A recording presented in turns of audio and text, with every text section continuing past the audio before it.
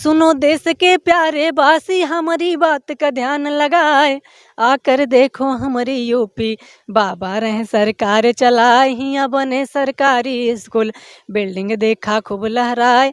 200 लड़कन पर 2 मास्टर, 200 लड़का पर 2 मास्टर, अंदर जई हैं तुम्हें दिखाए। 200 लड़का पर 2 मास्टर। और देखिएगा, कक्षा माँ बढ़ के जो देखियो लड़का रहे हैं खूब चिल्लाए, लड़का बिना किताब के पढ़ रहे हैं बाबा गे हैं यह बिसराय। हिया पढ़े मजदूर के लड़का यहाँ से नाजर नहीं जाए, जो तनिको आवाज उठावे उनका दिन ही जाए दबाए। हाथरस की बेटी को रात में जलाया, कानपुर में माँ बेटी ने कैसे जान गंवाया। इन सब का जिम्मेदार कौन, मेरा ये सवाल है, जो थोड़ा सा भी बोले नोटिस तत्काल है। झरत जातियाँ हैं खोपड़ के बार धीरे धीरे, झरत जातियाँ हैं खोपड़ के बार धीरे धीरे, खत्म होतिया है नौकर के आस धीरे धीरे। झरत जातियाँ हैं खोपड़ के बार धीरे धीरे, गर्मी से बेहाल बानी फुकत फुकत चूल्ह गैला भूल चाचा जी, महंगा कई के सिलेंडर हमका बनाया बेवकूफ चाचा जी, बेवकूफ चाचा। अवधी साहित्यकार मलिक मोहम्मद जायसी की कर्मभूमि जायस अमेठी में हम लोग मौजूद हैं। आज हमारे साथ लोक गीतकार प्रदीप मौर्य जी हैं, जो लगातार सुर्खियों में बने रहते हैं छात्र हितों को लेकर, जनहित मुद्दों को लेकर, बेरोजगारी को लेकर, तमाम वो चीज़ें जिसकी ओर सरकार ध्यान नहीं देती है। अपने लोकगीत के माध्यम से ये सरकार को हंसी ठिठोली के माध्यम से उन मुद्दों को उठाते हैं जिन मुद्दों को जनता सरोकार करती है, और बड़े प्यार से अपने लहजे में सरकार को समझाते हैं लोकगीत के माध्यम से। ऐसे कलाकार आज हमारे साथ मौजूद हैं। पहले तो बहुत बहुत स्वागत है भैया आपका और आपके सभी दर्शकों का बहुत बहुत धन्यवाद। छात्र हितों की बात हो, रोजगार की बात हो, महंगाई का मुद्दा हो, सब पर सरोकार करते हैं। कानपुर की वो घटना हो, सारी घटनाएं सब कुछ अपने गीत के माध्यम से सुनाते हैं। प्रदीप जी का स्वर तो आपने सुना होगा, काफ़ी ज़्यादा सोशल मीडिया पर वायरल भी होते रहते हैं। क्या लगता है भैया, किस तरफ सरकार का जो मुद्दा जो आप लोग गीत गाते हैं, क्या लगता है किस ओर सरकार का ध्यान आकर्षित करना चाहते हैं आप लोग? देखिए, सरकार का ध्यान जो बेसिक आवश्यकताएं हैं जैसे रोजगार, शिक्षा, चिकित्सा, इन सब चीज़ों से सरकार भटक गई है, तो उन सब चीज़ों की ओर आकर्षित करने का प्रयास करते हैं कि ज़रूरी चीज़ें ये भी हैं, मंदिर मस्जिद इत्यादि सब चीज़ें वो चलती रहेंगे, लेकिन सबसे ज़रूरी हमारी प्राथमिक आवश्यकताएं हैं, तो उन सब चीज़ों की ओर ध्यान आकर्षित करने का प्रयास किया जाता है, जिस पर सरकार नहीं ध्यान देती। बेरोजगारी, महंगाई, शिक्षा, चिकित्सा देखिए सब दुर्लभ होता जा रहा है, तो उन सब चीज़ों पर सरकार को केंद्रित करने का प्रयास किया जाता है। जो गीत आप गाते हैं, क्या लगता है गीत सुनाने का प्रयास कीजिएगा ज़रा, जिससे आप सरकार का ध्यान आकर्षित करते हैं अपनी ओर। देखिए, ऐसे कई सारे गीत हैं जनहित के मुद्दों को लेकर। कई सारे, जैसे बेरोजगारी पे मैंने कई सारे गीत गाए थे कि सुना मोदी चाचा, सुना दिल्ली सरकार, हाँ यूपी वाला गावत बाटे नहीं पावा रोजगार। तो इस तरीके से कई सारे गीत है बेरोजगारी पे, महंगाई पे, तो प्रयास करते रहते हैं। अभी हाल ही में चुनाव, नगर निकाय का चुनाव है, तो उस पर भी मैंने व्यंग्यात्मक रूप से लिखा था, छोटे छोटे जो हमारे नेता होते हैं उनके लिए, कि वो लोग केवल वोट के लिए परेशान होते हैं, बाकी चुनाव किसी तरीके से जीत जाएं फिर उनसे कोई मतलब नहीं होता। कहाँ छोटा चुनाव रह गया, बड़े बड़े मंत्री, केंद्रीय मंत्री, मुख्यमंत्री, प्रधानमंत्री तक लगातार इस दौरे पर हैं, कहाँ निकाय चुनाव छोटा रह हाँ, ये हमारे लिए, हमारे देश के लिए दुर्भाग्य का विषय है कि लोग सभासदी नगर निकाय के चुनाव में बड़े बड़े नेता, केंद्रीय मंत्री और मुख्यमंत्री तक वोट मांग रहा है, तो कहीं ना कहीं ये गंभीर विषय है कि हमारे लोगों के मुद्दों को छोड़ करके वो अपने कैंडिडेट, अपने प्रत्याशी को जिताने के लिए ऐसे सड़क पर भटक रहे हैं, कह रहे हैं वोट दीजिए वोट दीजिए। तो कहीं ना कहीं विकास और जैसे शिक्षा, रोजगार, चिकित्सा इत्यादि पे काम करना चाहिए था, वो लोग काम छोड़ करके वोट मांग रहे थे। दुर्भाग्य की बात है। चलिए, ये गीत के माध्यम से सुनाते हैं कि आखिरकार क्या यथार्थ है। देखिए, होता ये है कि देखिएगा, जब आवा है चुनाव नेता वोट खोजत बा जब, आवा है चुनाव नेता वोट खोजत बा, काम धाम नाही खाली सपोर्ट खोजत बा जब, आवा है चुनाव नेता वोट खोजत बा। और गांव में या नगर निकाय में होता क्या है कि जो लोग सभासद के, चेयरमैन के या प्रधान के करीबी होते हैं, उन्हीं को आवास या इत्यादि जो भी मिलती हैं उनको मिलती हैं, योग्यता देख के नहीं होता है। देखिए मैं उस पर सुनाता हूँ। एक तल्ला वालन के दुई तल्ला बनाएन, गरीब के झोपड़ी पा नजर ना घुमाएन, केहू के कपड़ा नहीं, केहू के कपड़ा नाही, केहू के दहिया कोट खोजत बा जब, आवा है चुनाव नेता वोट खोजत बा। और जीत के चुनाव अपने न कालू भाइन, नात बात के खाता में पैसा भेजाइन, अब बहकी है जनता खाली नोट खोजत बा जब, आवा है चुनाव नेता वोट खोजत बा। कुछ नगर निकाय में कुछ इन्हीं चीज़ों की आवश्यकता होती है, साफ़ सफाई, पानी और तमाम जो आवास योजना, इन सब चीज़ों की आवश्यकता होती है। तो यहाँ पर नगर निकाय के चुनाव में महंगाई, रोजगार, ये सब मुद्दे नहीं चलते हैं, छोटे छोटे मुद्दे होते हैं। लेकिन जो आपने एक बात कह दी कि प्रधान या कोई भी सभासद हो, जिसको आवश्यकता जिस चीज़ की रहती है, जो योग्य रहता है, जो पात्र रहता है, उसे वो चीज़ वास्तव में नहीं मिल पाती है। हाँ, इन सब चीज़ों पर अगर आप बोलते हैं तो कहीं ना कहीं सोशल मीडिया पे या ऐसे भी जहाँ भी आप बोल दीजिए तो लोग कहेंगे हाँ ये सच है। तो कहीं ना कहीं अगर सच है तो ये वास्तव में होता भी होगा। तो ऐसी स्थितियाँ हैं। बाकी भ्रष्टाचार के लिए भी लिखा है कुछ आपने? भ्रष्टाचार के लिए देखिए लोकपाल बिल पारित करवाया गया। हमारे अन्ना हजारे साहब इतने दिन धरने पे बैठे 2012-13 के करीब, और लोकपाल भी बना, लेकिन उन सब चीज़ों से कोई हल नहीं निकल रहा है। वो बैठे धरने पे, कुछ लोग कहे कि हम 15 लाख रुपए लेकर के आएंगे, कुछ लोग काला धन लेकर के आएंगे, पेट्रोल 35 रुपए में हो जाएगा, सारी चीज़ें हुई लेकिन कुछ हल नहीं निकल रहा है, आम जनमानस को कोई फ़ायदा नहीं हो रहा है। अगर नगर निकाय की बात की जाए तो यहाँ भी भ्रष्टाचार है, मतलब कि ज़मीनी स्तर पर देखिएगा, मैं सुनाता हूँ। भ्रष्टाचार फैला है नगर गाँव हो, नेताजी बंदर बांट करे हो, भ्रष्टाचार फैला है नगर गाँव हो, नेताजी बंदर बांट करे हो, केहू पावे सत्तू केहू पलाव हो, नेताजी बंदर बांट करे हो, आवास के हालत काव हम बताही, जेके दुई मंजिल बाटे उहे लोग पाही। यही होता है कि आवास में गरीब लोगों को नहीं मिलता है, जो पावरदार होते हैं उन लोगों को मिल जाता है। आवास के हालत काव हम बताही, जेके दुई मंजिल बाटे उहे लोग पाही, कहूँ धूप बाटे कहूँ छाव हो, नेताजी बंदर बांट करे हो। कुछ इस तरीके से स्थितियां हैं।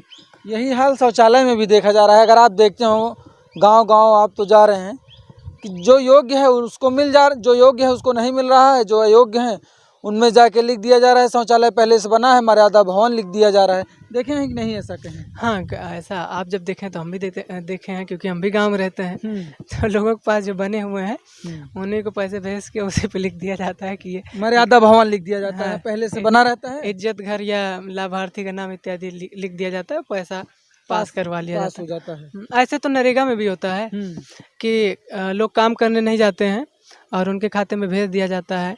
हालांकि जियो टैगिंग इत्यादि चीज़ें हैं, फ़ोटो वगैरह है, लेकिन पता नहीं कैसे लोग करवा लेते हैं।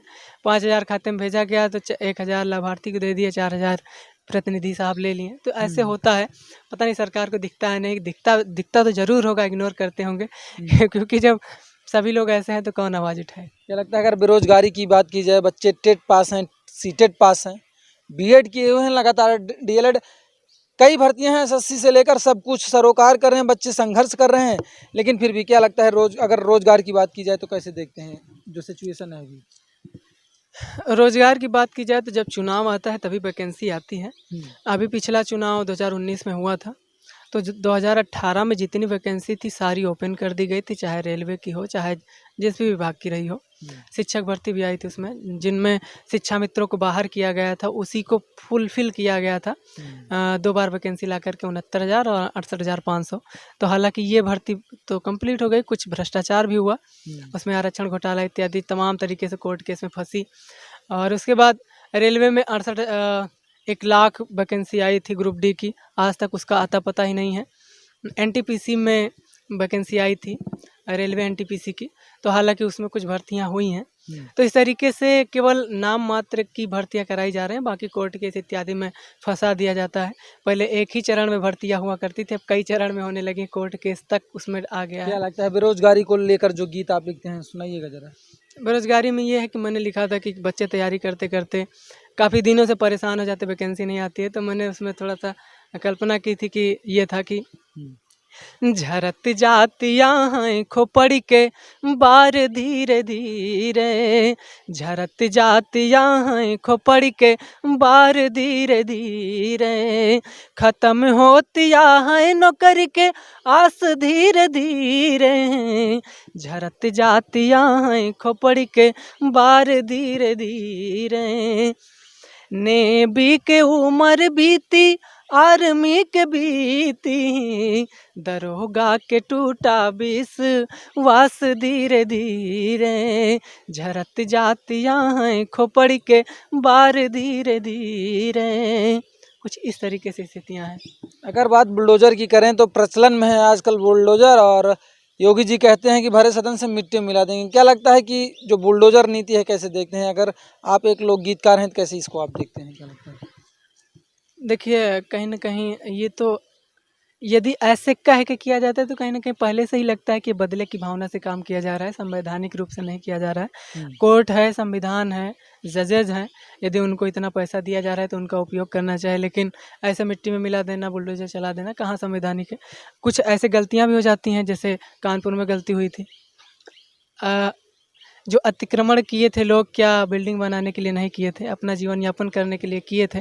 तो उसमें लोगों ने सवाल उठाया, तो जो बोलता है उसको नोटिस मिल जाती है। तो उसमें मैंने लिखा था, देखिएगा, लोगों पर तानाशाही, जनता बेहाल है, जो थोड़ा सा भी बोले नोटिस तत्काल है। और आगे था, कोर्ट केस और संविधान को ये तो भूल गए हैं, सही गलत की तराजू को खुद ही पकड़ लिए हैं। बुलडोजर की देखो तेज कितनी चाल है, जो थोड़ा सा भी बोले नोटिस तत्काल है। और ये गाना मैंने कानपुर की घटना जब हुई थी तो उस समय लिखा था, और इससे पहले हाथरस केस भी हुआ था। देखेगा, हाथरस की बेटी को रात में जलाया, कानपुर में माँ बेटी ने कैसे जान गंवाया, इन सब का जिम्मेदार कौन, मेरा ये सवाल है, जो थोड़ा सा भी बोले नोटिस तत्काल है। तो कुछ इस तरीके नोटिस आई थी कि नहीं आपके पास? कई कलाकारों के पास, कई लोक गीतकार जो थे उनके पास गई थी, तो क्या लगता है आपके पास भी आई थी कोई नोटिस? नहीं, हमारे पास नहीं आए थे, और ये बहुत ही गलत है। बोलने का अधिकार है, यदि गलत बोल रहे हैं तो उसका कारण बताइए कि आपने गलत बोला है। नोटिस भी भेज दे रहे हैं, साबित भी नहीं हो पा रहा है कि उन्होंने गलत बोला है, तो क्या मजाक बना रहे हैं प्रशासन का आप। अगर महंगाई की बात की जाए, सिलेंडर इतना महंगा हो गया है, और सिलेंडर की बात इसलिए आ जाती है क्योंकि आपका क्षेत्र अमेठी है और अमेठी से केंद्रीय मंत्री हैं स्मृति ईरानी जी। तो क्या लगता है कि महंगाई को कैसे देखते हैं इस बार आप लोग? देखिए, उन्होंने जब यहाँ चुनाव लड़ा था तो उनका मुद्दा था कि यदि हम चुनाव जीतते हैं तो अमेठी वालों को 13 रुपये किलो चीनी देंगे और घर घर पानी पहुँचाएंगे। हालांकि 13 रुपये किलो चीनी कितने लोगों को मिली है, आप लोग सर्वे कीजिएगा, और घर घर पानी भी नहीं पहुँचा है। तो कहीं ना कहीं कहते हैं ना कि चुनाव में और मोहब्बत में वादा ज़रूरी है, तो वादा कर लो भले पूरा ना हो पाए। तो वादा उन्होंने किया था, हालांकि नहीं हो पाया। और अगर आप महंगाई की बात करें तो आपने देखा ही होगा कि कैसे वो सिलेंडर महंगाई का सिलेंडर जब महंगा हो जाता था किस तरीके से विरोध करती थी। आज 400 के बजाय लगभग 3 गुना पहुंच गया है, 1150 तक। तो विरोध नहीं कर पा रहे क्योंकि सत्ता में बैठी हैं। तो लोग भूल जाते हैं, लोग अपने फ़ायदे के लिए ही विरोध करते हैं, जनता का कोई हित नहीं होता। लोग अपने लिए, अपने विकास के लिए लोग संघर्ष करते हैं। चाहे पक्ष हो चाहे विपक्ष हो, जब सत्ता में आते हैं तो मलाई काटते हैं, उसके बाद जनता के दुख भूल जाते हैं। हाँ, जनता को भूल जाते हैं। तो कहीं न कहीं जनता भी क्या करे, चाहे पक्ष वालों को लेकर आए, जब विपक्ष वालों को लेकर के आए, सत्ता में आने के बाद लोग भूल ही जाते हैं। क्या लिखा है इस उसमें पे? मैंने लिखा था कि गर्मी से बेहाल बानी, फुकत फुकत चूल गईला भूल चाचा जी, महंगा कई के सिलेंडर हमका बनाया बेवकूफ़ चाचा जी, बेवकूफ़ चाचा जी। और ये हुआ था कि हमारी महिलाएं धुआं में काम करती हैं, खाना बनाती हैं, तो उनको उनके स्वास्थ्य में समस्याएं आने लगती हैं। तो क्या था, लेकिन हो क्या रहा है, सिलेंडर किनारे रख दिया गया है, काम वही हो रहा है। देखेगा उज्ज्वला योजना सिलेंडर का क्या प्रयोग हो रहा है, हाँ, क्या देखिए, लगता है कि? धुआं वाली लकड़ी से काम मोर चलत बा, योजना उज्ज्वला वाला गैस नाही जलत बा, खाली पड़ा बस सिलेंडर, खाली पड़ा बस सिलेंडर, चटत बाटे धूल गईला भूल चाचा जी, महंगा कई के सिलेंडर हमका बनाया बेवकूफ़ चाचा जी, बेवकूफ़ चाचा जी। और जनता कहती है सस्ता करा तू सिलेंडर, बात कहीं साफ हो, टीबी के मरीज बनब नाही करब माफ हो, फेफड़ा हमार गले जैसे धूप में फूल गईला भूल चाचा जी, महंगा कई के सिलेंडर हमका बनाया बेवकूफ़ चाचा जी, बेवकूफ़ चाचा जी। तो कुछ इस तरीके से स्थितियाँ हैं। क्या लगता है, अगर प्रारंभिक शिक्षा की बात की जाए, वो प्राथमिक विद्यालय की, तो टीचर की मनोदशा आप एक बार बताए थे कि बच्चे ज़्यादा रहते हैं विद्यालय में और शिक्षक कम रहते हैं, और उसके ऊपर से उनको कई कार्य अतिरिक्त दे दिए जाते हैं, जिसकी वजह से वो बच्चों को शिक्षा के अलावा उनको और कई काम अन्य दे दिए जाते हैं। तो क्या लिखा इस पे आपने? इस पे ये था मेरा, मैंने गीत लिखा था। उसमें मेरे कहने का उद्देश्य ये था कि 200 बच्चे हैं लगभग एवरेजली, सरकार बताती कि हमारे यहाँ कोरम पूरा है, शिक्षकों की कमी नहीं है, लेकिन वास्तव में ज़मीनी स्तर पे आप देखेंगे तो आपको भी दिखेगा कि शिक्षक नहीं है। हमारे यहाँ 200 लगभग 200 बच्चे हैं, 2 ही टीचर हैं। अब 2 ही टीचर हैं, आप बताइए वो विद्यालय का प्रबंध देखेगा कि पढ़ाएगा? अगर एक प्रबंध देखेगा तो एक पढ़ाएगा। अब 200 बच्चों को एक शिक्षक कैसे हैंडल करेगा? अब एक प्रबंध में इतना ज़्यादा काम हो गया है कि मिड डे मील देख लो, और क्या समस्या है विद्यालय की, फर्नीचर इत्यादि, बिल्डिंग भवन क्या है, क्या कमियां हैं, कहीं नल खराब हो गया, कहीं क्या हो गया, उसको देखो। बीआरसी की मीटिंग है, वहाँ जाके अटेंड करो। तो ये सब काम अतिरिक्त हैं। तो कहीं ना कहीं एक क्लर्क की व्यवस्था की जाए, वो सब ये देखे, या तो फिर शिक्षकों की और बढ़ोतरी की जाए, ताकि मानक है 30-35 बच्चों पे एक टीचर का, पूरा ही नहीं हो पा रहा है, 100 बच्चों पर एक टीचर है। तो उसमें मैंने लिखा था, देखेगा कि सुनो देश के प्यारे वासी, हमारी बात का ध्यान लगाए, आकर देखो हमारी यूपी, बाबा रहे सरकार चलाए, हिया बने सरकारी स्कूल, बिल्डिंग देखा खूब लहराए, 200 लड़कन पर 2 ठू मास्टर, 200 लड़का पर 2 ठू मास्टर, अंदर जई हैं तुम्हें दिखाए, 200 लड़का पर 2 ठू मास्टर। और देखेगा कक्षा माँ बढ़ के जो देखियो लड़का रहे हैं खूब चिल्लाए, लड़का बिना किताब के पढ़ रहे हैं, बाबा गे हैं यह बिसराय, हिया पढ़े मजदूर के लड़का, यहाँ से नाजर ना ही जाए, जो तनिक आवाज उठावें उनका दिन ही जाए दबाए, जो तनिक आवाज उठावें। कुछ इस तरीके से स्थितियाँ हैं। क्या लगता है कि ये सब जो मनोविकृतियाँ हैं, आप लोग गांव-गांव जाते हैं और जो ज़मीन की हकीकत होती है उसे देखकर एक गीत अपने मन में उत्पन्न होता है तो उसको गाते हैं, तो क्या लगता है कि किन-किन मुद्दों को और उठाए हैं आप क्षेत्र को लेकर, क्या लगता है? बहुत सारे मुद्दों पे मैंने गाना गाया है, जैसे बेरोजगारी है, महंगाई है, और शिक्षा व्यवस्था है। अभी मैंने सुना है कुछ, बहुत सारे गीत हैं हमारे फेसबुक पेज प्रदीप मौर्य पर, और लोकगीत भी गाते रहते हैं जो पारंपरिक होते हैं, जैसे दहेज प्रथा इत्यादि चीज़ों पर। दहेज पे कोई गीत अगर अभी आपको इंस्टेंट याद हो तो? नहीं, अभी तो नहीं याद है, देखना पड़ेगा, सुनाएंगे आप लोगों को, फेसबुक पे देखिएगा। अच्छा, तो इस तरीके से जो लगता है कि ये जनमानस के मुद्दे हैं, इनको उठाना चाहिए। पहला कौन सा वीडियो आपका वायरल हुआ था? पहला गाना हमारा प्रधानी पे मैंने गाया था। वही सुनाइएगा। प्रधानों का आखिरकार हमारे यहाँ भौकाल बहुत रहता है उत्तर प्रदेश में, तो ज़्यादा ही आप देखते होंगे कि गजब, फार्चूनर, स्कॉर्पियो तो प्रधान ज़्यादा चलते हैं, तो प्रधान के ऊपर क्या गए थे आप? चुनाव था तो मैंने उस समय पे लिखा था कि प्रधानों की क्या स्थितियां हैं। तो उस समय बहुत ज़्यादा वायरल हो गया था, मैंने अपने प्रोफाइल से अपलोड किया था। तो 500-600 शेयर आ गए तो मुझे लगा कि ये वायरल होगा। फिर बड़े बड़े पेजों ने उसको उठा करके डाला तो वायरल भी हुआ, मिलियन मिलियन व्यूज़ आए। तो मुझे वहाँ से प्रोत्साहन मिला कि काम करना चाहिए लगातार और ऐसे ही जनमानस के मुद्दों को उठाना चाहिए। तब मैं वहाँ से लगातार काम कर रहा हूँ। गाना ये था कि खाई के डबल बीरा पान फलाने बनी है फिर प्रधान, लइके 4 जने का फिर तगड़ा भौकाल करी हैं, गजबे कमाल करी हैं हो। और आगे था आपस में फिर से लड़वई हैं फिर थाने तक पहुँचई हैं, आपस में फिर से लड़वई हैं फिर थाने तक पहुँचई हैं, 5000 देवाई के 5000 देवाई के थाने से बहाल करी हैं, गजबे कमाल करी हैं हो। और आगे लाइन थी कि गांव के हमें बड़का नेता हर पंचायती में इनका देखा, 10 ठो वोट देख के 10 ठो वोट देख के नेता हमारे न्याय करी हैं, गजबे कमाल करी हैं हो। कुछ इस तरीके से मैंने गाया था, गाना वायरल हुआ, तब से लगातार काम कर रहे हैं। बहुत बहुत धन्यवाद। दहेज प्रताप पे भी गाते हैं और एक माटी वाला जो गीत गाए थे जो 42 मिलियन बता रहे थे कि आप वो वायरल हुआ था, वो सुनाइएगा एक बार, क्योंकि लगातार सोशल मीडिया पर ये चर्चा में बने रहते हैं। प्रदीप जी हर जनहित के मुद्दों को लगातार ये लेकर सरोकार करते हैं, लोगों की हकीकत को सुनाते हैं आपको, और इसीलिए इनको काफ़ी ज़्यादा सोशल मीडिया पर प्यार भी मिलता है। वो गीत आपको सुनाएंगे हम। वो एक भजन था, मैंने सुना था जी। सोशल मीडिया पे, तो मैंने उसको भी कवर किया था, तो हालांकि वायरल हुआ था अच्छा खासा।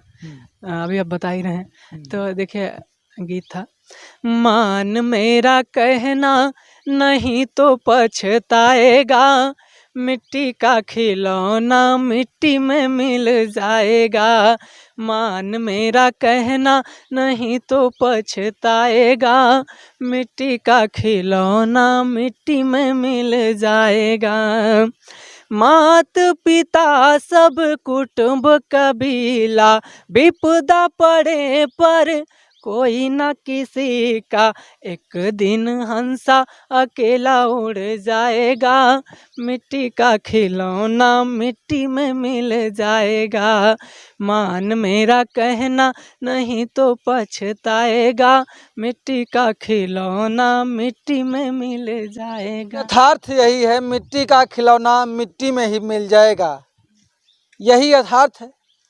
लेकिन आप क्या सोचते हैं जनहित मुद्दों को लेकर? क्या वास्तव में सरकार जो काम कर रही है अच्छा कर रही है? धर्म को लेकर काम किया जा रहा है लगातार, ये बहुत बेहद अच्छी बात है। लेकिन जो ये वास्तव में लोग गीतकार होते हैं, वो जनहित मुद्दों को उठाते हैं, फिर उनके ऊपर पुलिस जो रिएक्शन रहता है, स्पष्टीकरण का नोटिस भेज देती है, कोई भी लोग कभी हो, तो क्या उसके साथ ऐसा होना चाहिए? आप कमेंट सेक्शन में ज़रूर बताइएगा। लिए आप सभी हमारे साथ जुड़े, आप सभी का बहुत बहुत धन्यवाद। देखते रहिए अल्लाह बोल प्राइम। कैमरामैन धर्मेंद्र के साथ मैं तुल तिवारी। जय हिंद, जय भारत।